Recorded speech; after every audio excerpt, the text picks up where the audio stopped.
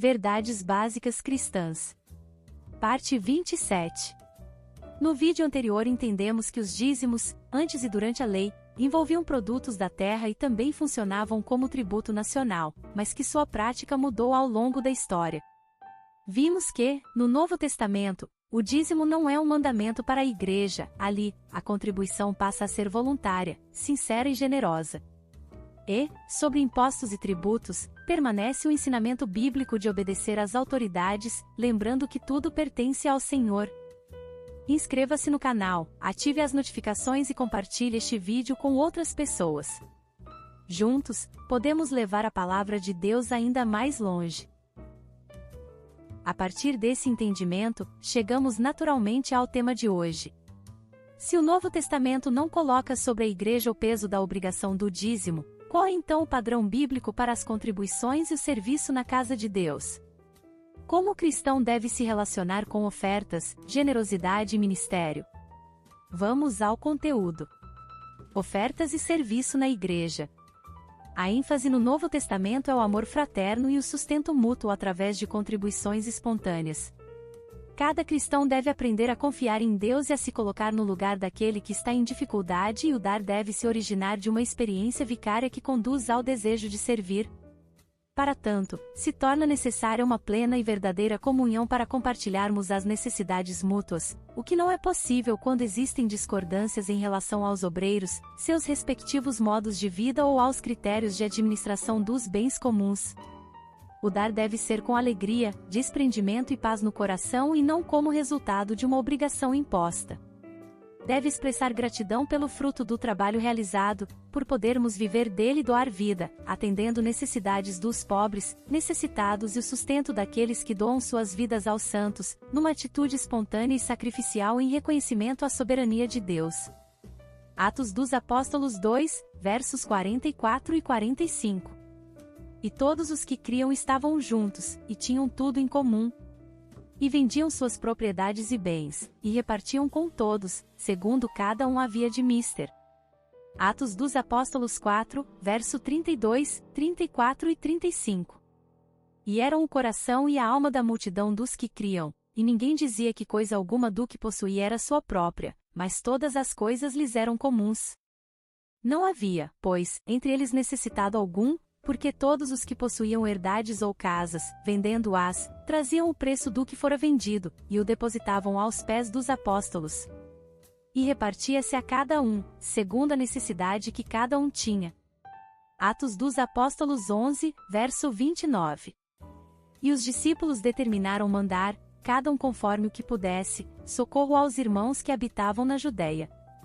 2 Coríntios 8, do verso 1 ao 5, e do verso 12 ao 15. Também, irmãos, vos fazemos conhecer a graça de Deus dada às igrejas da Macedônia, como em muita prova de tribulação houve abundância do seu gozo, e como a sua profunda pobreza abundou em riquezas da sua generosidade. Porque, segundo o seu poder, o que eu mesmo testifico, e ainda acima do seu poder, deram voluntariamente, pedindo-nos com muitos rogos que aceitássemos a graça e a comunicação deste serviço, que se fazia para com os santos. E não somente fizeram como nós esperávamos, mas a si mesmos se deram primeiramente ao Senhor, e depois a nós, pela vontade de Deus. Porque, se há prontidão de vontade, será aceita segundo o que qualquer tem, e não segundo o que não tem. Mas, não digo isto para que os outros tenham alívio, e vós opressão, mas para igualdade, neste tempo presente, a vossa abundância supra a falta dos outros, para que também a sua abundância supra a vossa falta, e haja igualdade, como está escrito, o que muito colheu não teve de mais, e o que pouco, não teve de menos. 2 Coríntios 9, verso 1, e do 6 ao 11. Quanto à administração que se faz a favor dos santos, não necessito escrever-vos, e digo isto, que o que semeia pouco, pouco também ceifará, e o que semeia em abundância ceifará. Cada um contribua segundo propôs no seu coração, não com tristeza, ou por necessidade, porque Deus ama ao que dá com alegria. E Deus é poderoso para fazer abundar em vós toda graça, a fim de que tendo sempre, em tudo, toda suficiência, abundeis em toda boa obra, conforme está escrito, espalhou, deu aos pobres, a sua justiça permanece para sempre. Ora, aquele que dá semente ao que semeia, também vos dê pão para comer, e multiplique a vossa sementeira, e aumente os frutos da vossa justiça, para que em tudo enriqueçais para toda a beneficência, a qual faz que por nós se deem graças a Deus. Hebreus 13, verso 16. E não vos esqueçais da beneficência e comunicação, porque com tais sacrifícios Deus se agrada. Romanos 15, do verso 25 ao 27. Mas agora vou a Jerusalém para ministrar aos santos. Porque pareceu bem a Macedônia e a Acaia fazerem uma coleta para os pobres dentre os santos que estão em Jerusalém. Isto lhes pareceu bem, como devedores que são para com eles. Porque, se os gentios foram participantes dos seus bens espirituais, devem também ministrar-lhes os temporais. Efésios 4, verso 28. Antes trabalhe, fazendo com as mãos o que é bom, para que tenha o que repartir com o que tiver necessidade. Gálatas 6, verso 10. Então, enquanto temos tempo, façamos bem a todos, mas principalmente aos domésticos da fé. 1 Coríntios 16, do verso 1 ao 3. Ora, quanto à coleta que se faz para os santos, fazei vós também o mesmo que ordenei às igrejas da Galácia. No primeiro dia da semana cada um de vós ponha de parte o que puder ajuntar, conforme a sua prosperidade, para que não se façam as coletas quando eu chegar. E, quando tiver chegado, mandarei os que por cartas aprovardes, para levar a vossa dádiva a Jerusalém. Quase todas as referências acima mencionam o atendimento às necessidades de irmãos em situação de carência, para o que eram separados homens cheios do Espírito Santo. Atos dos Apóstolos 6, do verso 1 ao 4. Ora, naqueles dias, crescendo o número dos discípulos, houve uma murmuração dos gregos contra os hebreus, porque as suas viúvas eram desprezadas no ministério cotidiano. E os 12, convocando a multidão dos discípulos, disseram: Não é razoável que nós deixemos a palavra de Deus e sirvamos às mesas. Escolhei, pois, irmãos, dentre vós, 7 homens de boa reputação, cheios do Espírito Santo e de sabedoria, aos quais constituamos sobre este importante negócio. Mas nós perseveraremos na oração e no ministério da palavra. Nos mosteiros beneditinos, havia um princípio, chamado regra do Bento. Ao abade compete distribuir os recursos do mosteiro, segundo as necessidades de cada um, e ao monge compete necessitar do mínimo possível. Não há menção ao sustento da obra, pois a igreja não tinha estrutura permanente, investimentos, imobilizações, despesas urbanas elevadas, como água, luz, telefone, correio, marketing, divulgação de marca, etc. Trabalhar ou viver pela fé. Todo cristão deve viver pela fé e deve também trabalhar. Para um verdadeiro cristão não existe trabalho secular e tudo é feito para o Senhor.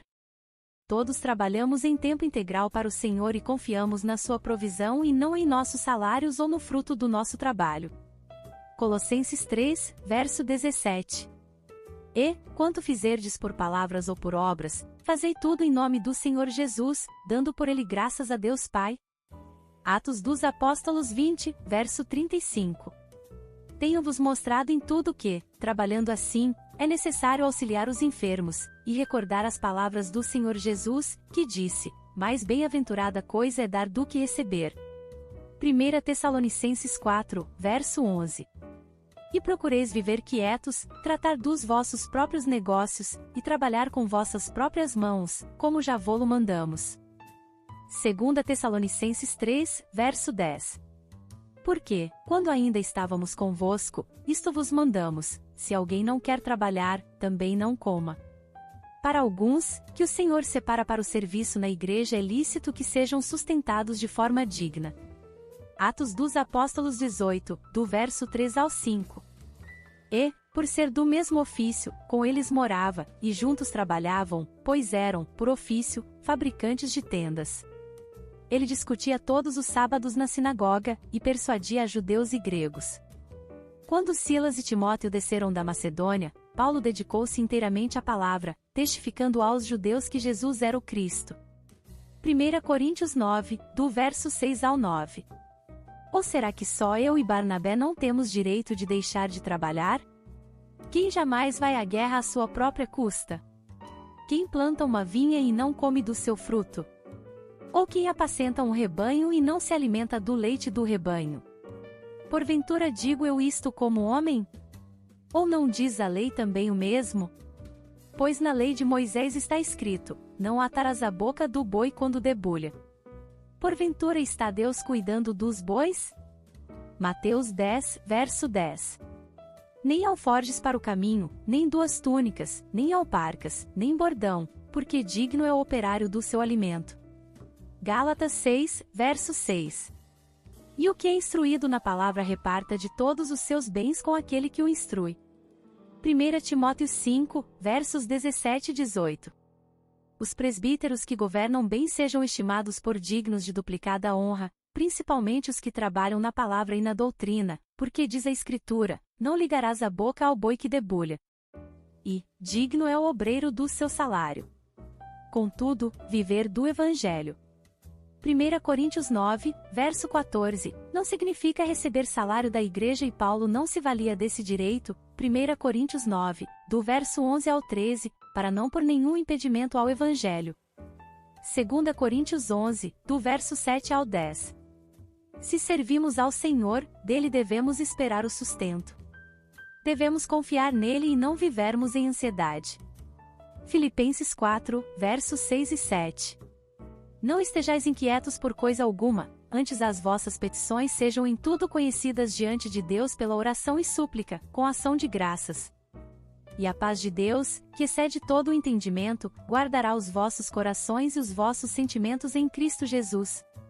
Lucas 12, versos 22 e 23. E disse aos seus discípulos: portanto vos digo, não estejais apreensivos pela vossa vida, sobre o que comereis, nem pelo corpo, sobre o que vestireis. Mais é a vida do que o sustento, e o corpo mais do que as vestes. Contudo podemos, também, trabalhar. 1 Tessalonicenses 2, verso 9. Porque bem vos lembrais, irmãos, do nosso trabalho e fadiga, pois, trabalhando noite e dia, para não sermos pesados a nenhum de vós, vos pregamos o Evangelho de Deus. 2 Tessalonicenses 3, do verso 7 ao 9. Porque vós mesmos sabeis como convém imitar-nos, pois que não nos ouvemos desordenadamente entre vós, nem de graça comemos o pão de homem algum, mas com trabalho e fadiga, trabalhando noite e dia, para não sermos pesados a nenhum de vós. Não porque não tivéssemos autoridade, mas para vos dar em nós mesmos exemplo, para nos imitardes. Obrigada por assistir até aqui, não percam os próximos vídeos. Graça e paz, irmãs e irmãos.